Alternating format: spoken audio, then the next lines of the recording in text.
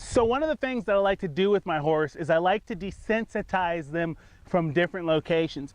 You know, typically what we do is we stand at the shoulder and we desensitize our horse. And that's one of the safest places to be while we're desensitizing. But it's also good to desensitize your horse from different locations around your horse and different angles. Again, we want to be practical with the groundwork that we do.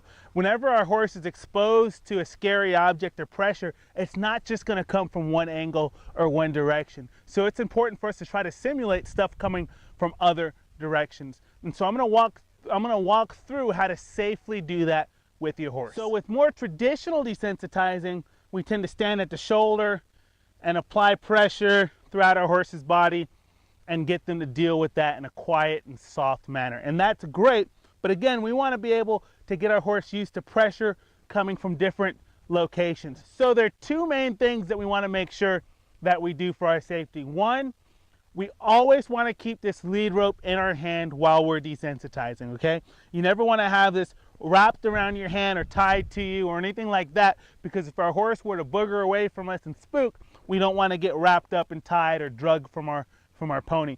The second thing is we always need to be prepared to tip our pony's nose towards us so that the hind end goes away from us so that we're not in danger of getting kicked by our horse.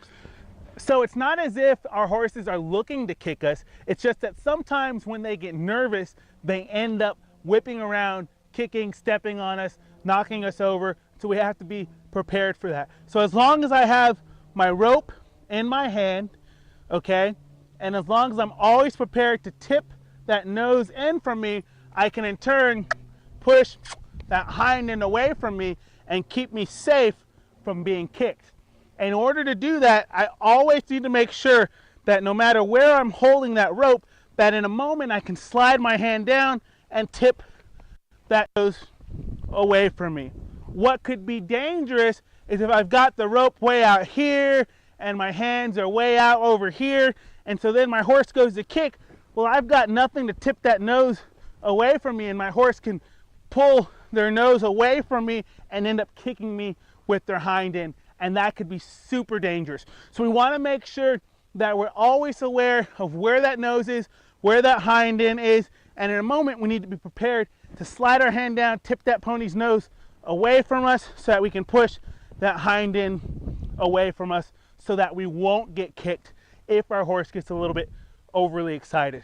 So now I'm going to come over here to my pony's hind end, and again I've got my rope to where I can slide my hand down and tip that nose towards me if things go wrong. But for my pony's hind end, now I'm going to start desensitizing. So you see her start to move. I'm going to stick with her just like I would if I were at her shoulder. And you see she's actually fine with me making commotion on the ground when I'm at the shoulder, but you can see that when I do the pressure at her hip, that she's not as comfortable with that. So we need to work with that until we get her comfortable. And this isn't really a reaction. You can tell she's not afraid. She stopped. So I'm going to take a nice big deep breath and give her a rub. This is more about confusion because consistently I've been desensitizing her from that shoulder. The only reason I typically go to this hind end is in order to ask my pony to move their hind end around. So she's a little bit confused as to what I'm asking, since I've kind of just drilled into her, okay, desensitizing from the shoulder, desensitizing from the shoulder. So she has to kind of learn based on my body language, my expectations, my composure, what it is that I'm asking for, and I've got to get her time in order to discern that. I can't just assume, oh, she's moving her feet, she's being a bad pony, she's being disrespectful, I need to get after her and send her this way and that way. No, I need to give her time to understand what it is I'm asking of her. So I'm going to go right back to it here. Okay, so I'm going to go ahead and keep my hand on her hip here. My hand's also on the rope so I can slide that hand down if I get into trouble, and I can pull that nose towards me. And I'm going to go right back. Nice big deep breath. Okay, she's starting to move here. I want to encourage her to know that she does not have to move when I'm desensitizing back here. And so she stood still. She also has a hind leg cocked back here. I'm gonna take a nice big deep breath, and I'm gonna rub her to let her know that she made a really good choice right there. So now I'm gonna go right back to it. I like that right there. I'm gonna take a nice big deep breath, give her a rub, let her know that she made a good choice.